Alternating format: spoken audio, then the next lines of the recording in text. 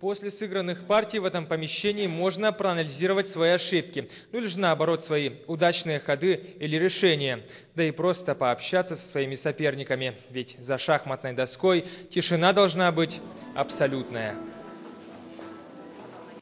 Республика Саха на турнире представлена 8 спортсменами. Главный тренер сборной Александр Кузьмичев называет имена главных претендентов на золото в составе Якутии. Первой надежды тренера на соревнованиях решила оправдать его подопечная Алена Бурмистрова. Комбинация, которую предложила наша шахматистка, оказалась не по зубам палестинской соперницы.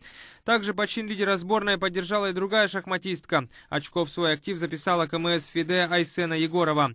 Если говорить о фаворитах в целом, специалисты говорят о номере 1 шахматисте из Омска Алексее Зинзеро. Однако, несмотря на такую высокую оценку, я бы не стал утверждать, что его первая победа над представителем Азербайджана была быстрой и легкой. Все складывалось с точностью да наоборот, а значит, интрига развязки еще впереди.